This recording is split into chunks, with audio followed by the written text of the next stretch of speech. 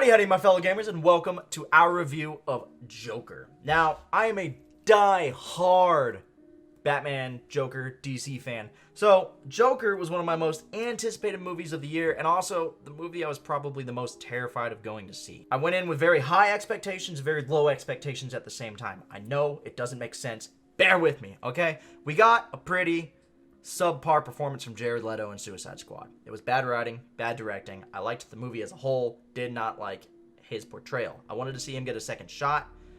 We're not gonna. And Heath Ledger's shoes were just so hard to fill. And of course, you got Mark Hamill, who is God.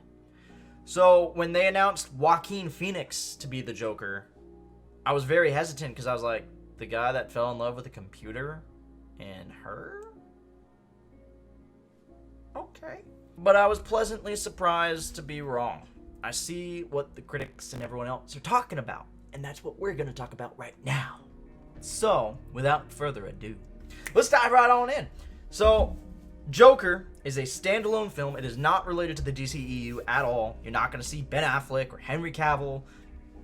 Nothing. Okay? It's set in an entirely different time period, too. The time period is actually a little bit off in terms of the comic line, but it was great for the noir-esque feel of just going back 4 decades. It's set in 1981, and just Gotham is gone to shit.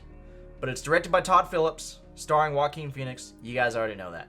And I want to go ahead and start by talking off about the fact that it earned its R rating. This movie is dark. I am a dark person. I enjoy dark things. This movie is dark, and it's great. The laugh. The Joker's got an iconic laugh. You got to touch down on that. You guys heard snippets of it in the trailer, and they did a really cool thing with it. And the fact that they made it their own, they explained it, and it's unique. They really delved into the life of a person with mental disorders and what can happen and how one just becomes unraveled.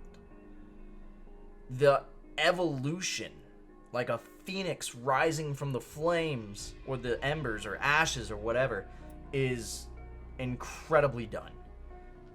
I'm going to tell you guys now, if you're going into Joker wanting to see him just don the purple suit, become the Joker overnight, start his crime lord shit in Gotham, and just be the Joker, you're going to be disappointed. The movie should be called Arthur, because the whole movie is about him as a person getting shit on by life until he eventually snaps. And it's not an overnight thing. It's not like he just pulls out a gun and goes, fuck it, let's go.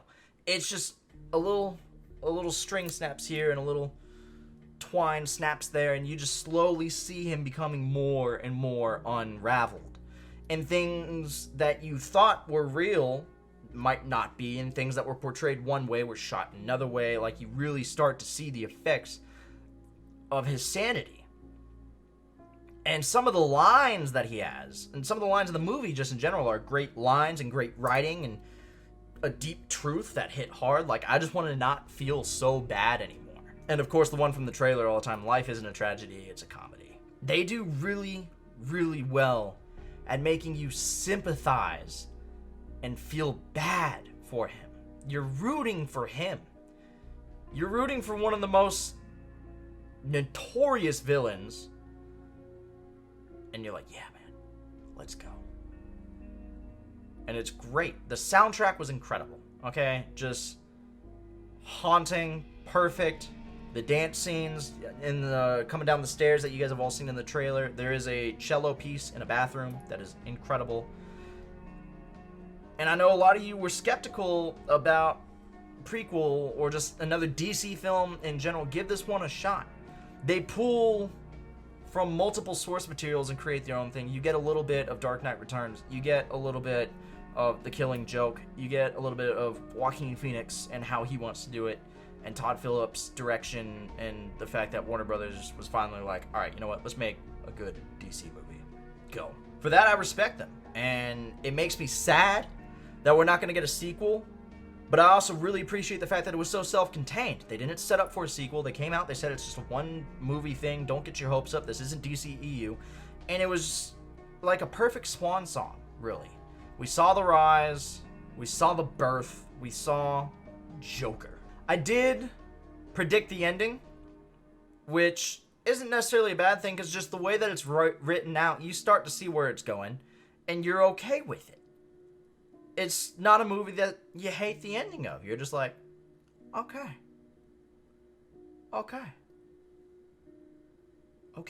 I also like to compare Jokers and, see how they line up, or if one of them pulled from the other. And even though Joaquin did a very great job at just holding up this whole movie on his own and making the Joker his own, I did get little sprinkles and tidbits of Jack Nicholson's portrayal of the Joker, which I thought was really cool. I don't know if it was intentional, accidental, or if I'm just looking too much into things.